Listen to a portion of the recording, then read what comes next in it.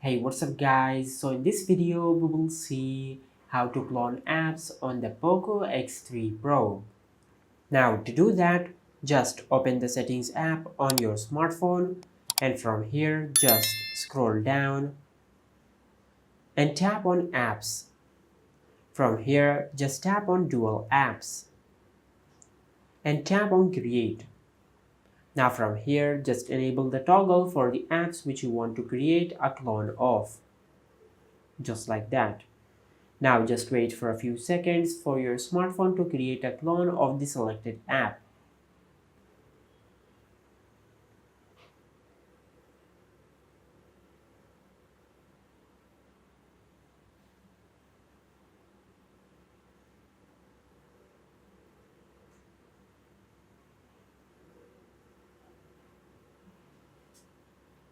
Just like that.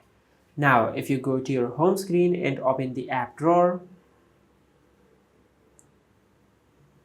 you can find the apps which we have created a clone of. Now as you can see, the cloned app has an icon at the bottom left corner to indicate that this is the cloned version of the original app. And this is how you can create clone apps on the Poco X3 Pro.